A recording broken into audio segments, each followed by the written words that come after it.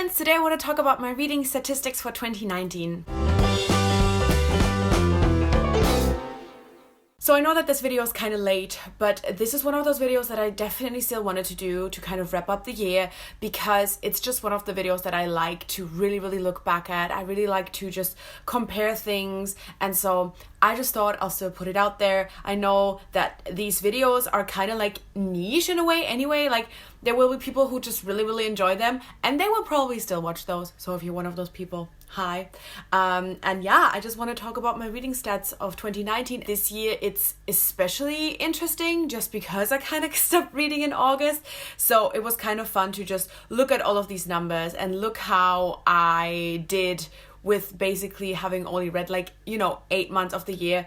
I don't know, I just thought it was very fascinating and I didn't want to skip this video, even though now it's late. Now, the first statistic that I want to look at is one that's actually not from the spreadsheet that I usually use, but it is from Goodreads, and it's an overview of how many pages I have read in the past couple of years. I always started at 2013 because that is when I started BookTube, and I just absolutely love looking at this. I say this all the time, the pages on Goodreads are not 100% accurate and will definitely always be different than the actual pages I put into my spreadsheet, but even those are obviously not 100% accurate because I can't really know how many pages I read when I read an ebook, for example. But it's just fun to compare the different years to each other. And as you can see, even though I did stop reading, I have read quite a lot. It wasn't my worst reading year, and I don't know, I found it really good to just look at this, to look at the amount of pages that I read, to see that I read almost as much as I read in 2016 and in 2013, and just kind of look at this and be like, hey, you might have stopped reading, but look how much you have achieved until that point in the year. And I just really love looking at this. It's also just very fun for me to look at this every year and kind of reflect on what happened those years and why did I read as much or as little as I did. 2013 was the first year where I really read a lot because of BookTube, and then it kind of dipped in 2014 because that's when I moved to Vienna. And just seeing my life represented in these stats as well is absolutely fascinating to me. So I just love looking at this every year. And then here we have the actual pages from the spreadsheet that I use. I use Brock's spreadsheet. I've been using it for years now, and I cannot imagine reading without it. It is just such a blessing. And as you can see, I read a total of 18,489 pages.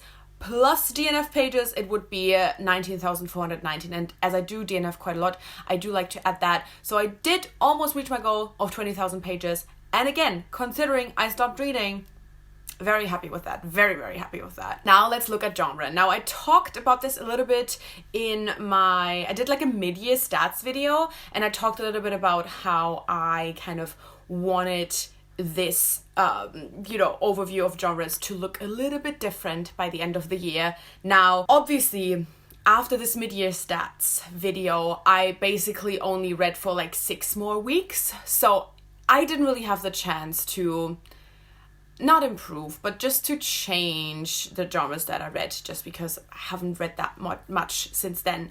But as you can see, contemporary was a huge chunk. Fantasy was still the biggest chunk, but contemporary is just as big. And then if you put the romance genre on top, it obviously takes over this whole graph.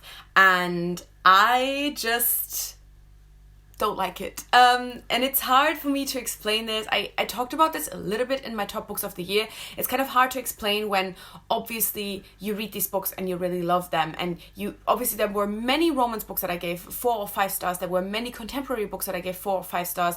I have so many contemporary books that I love with my entire heart that I really relate to, but just nothing hits for me as fantasy does.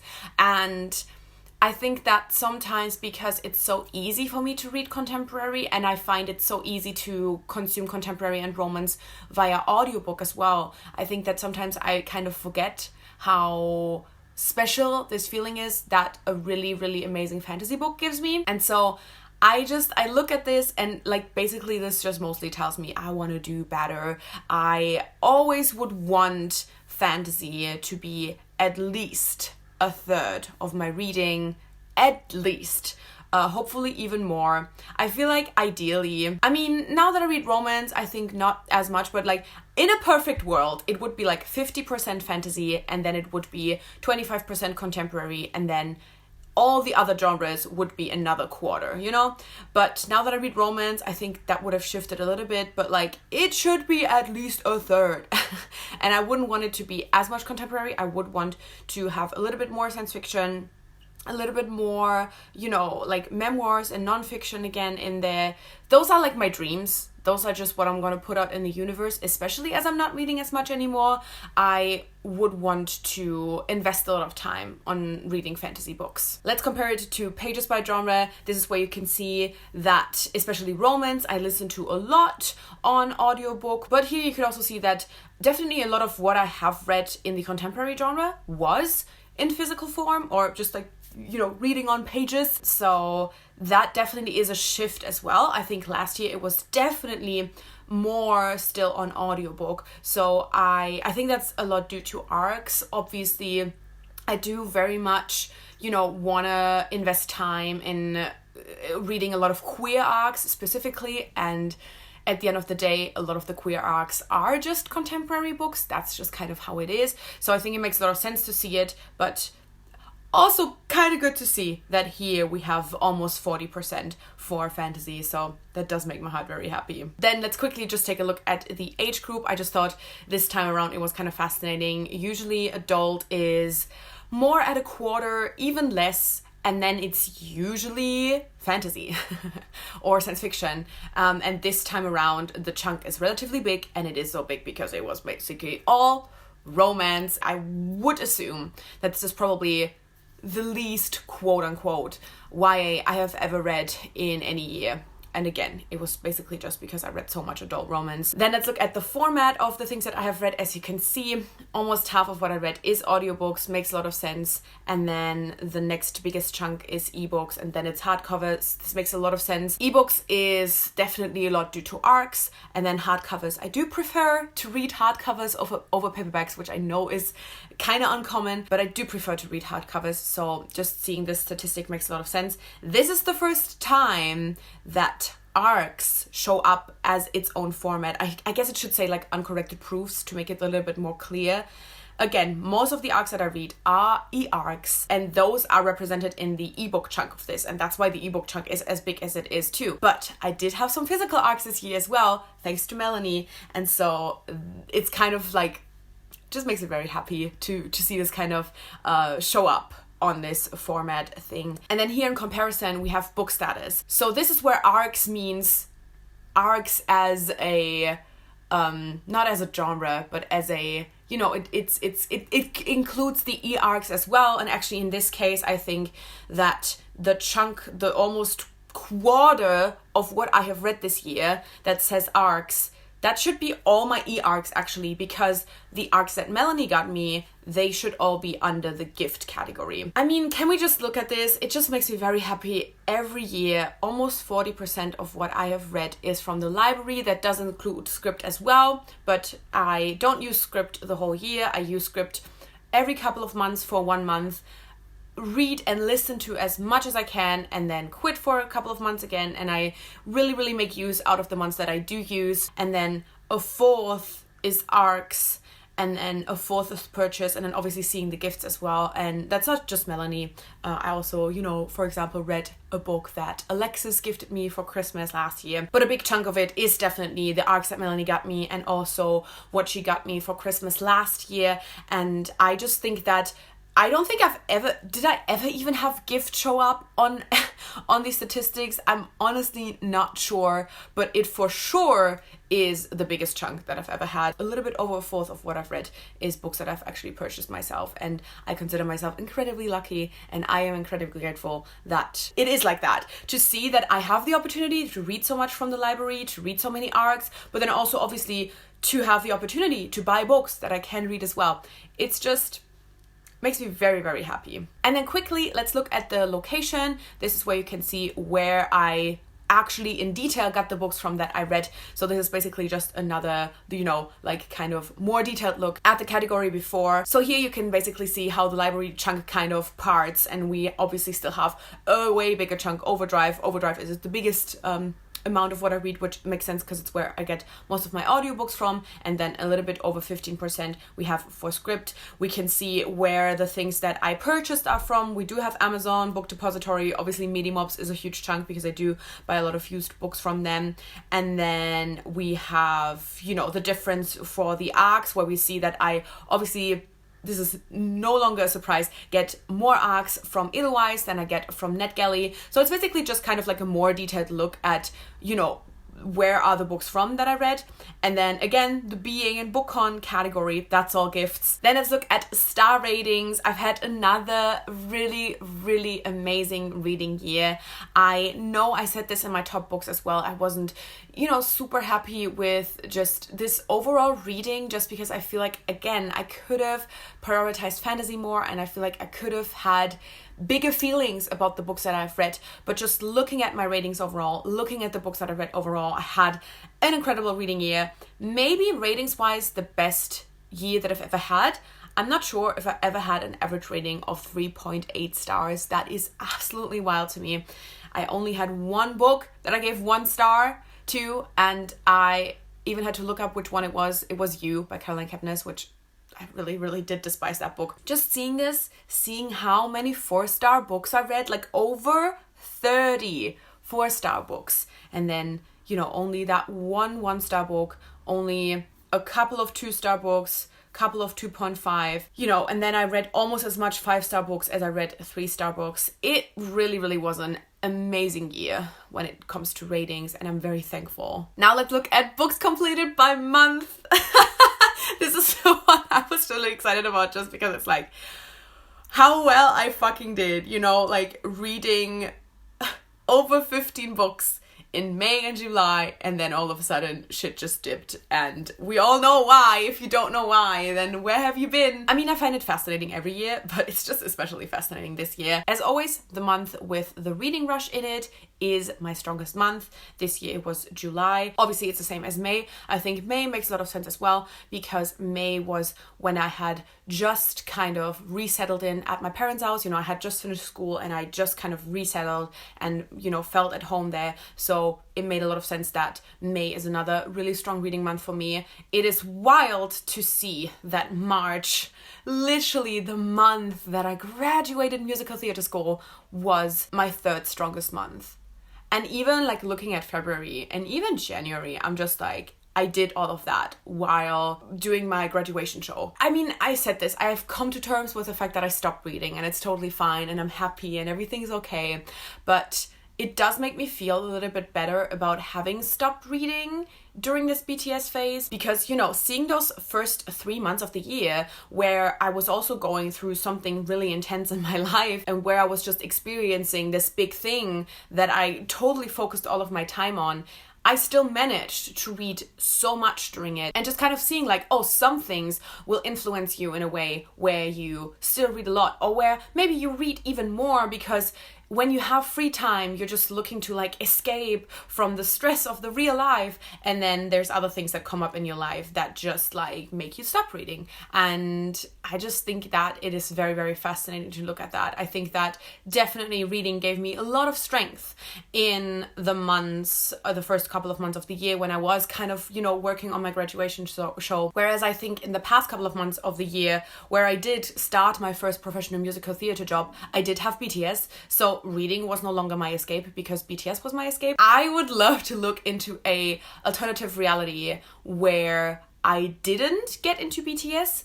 I would have loved to see if I would have read a lot, because I can imagine that I would have. I can imagine that the past couple of months would have been me escaping into books quite a lot, just on my free days or on longer drives that we had.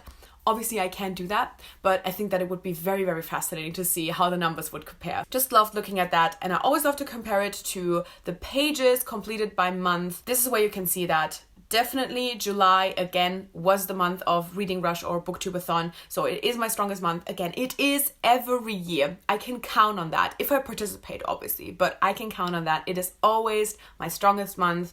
And then here we can see how fucking much I read in March. It was my second strongest month when it comes to pages. I really did some escapism in March. And I mean, to be fair, my graduation show was in the beginning of March, and after that I was still, preparing for like this final exam and this final kind of performance that I had to do, but things definitely calmed down significantly, and I think I was just really happy to just really fully dive into some books again. And so it does make a lot of sense, but it's also still wild to me because I'm like, that's the fucking month that I graduated. And it's also fascinating for me to see April then compared to that, where obviously April was the month that I was done with school, but it was also the month that, I moved away from Berlin. I had to resettle in at my parents' house. So like, graduation somehow didn't really affect my reading, or rather affected it positively, whereas actually being done with school and actually having that no longer in my mind but moving and all of that very much did influence it. Fascinating statistics to me every year, but maybe the most fascinating this year. And something that I don't do every year but I kind of wanted to do this year is just to look at the overview from Goodreads of how many books I've read every year. This just says it all. This is my third strongest reading year, even though I stopped reading in August.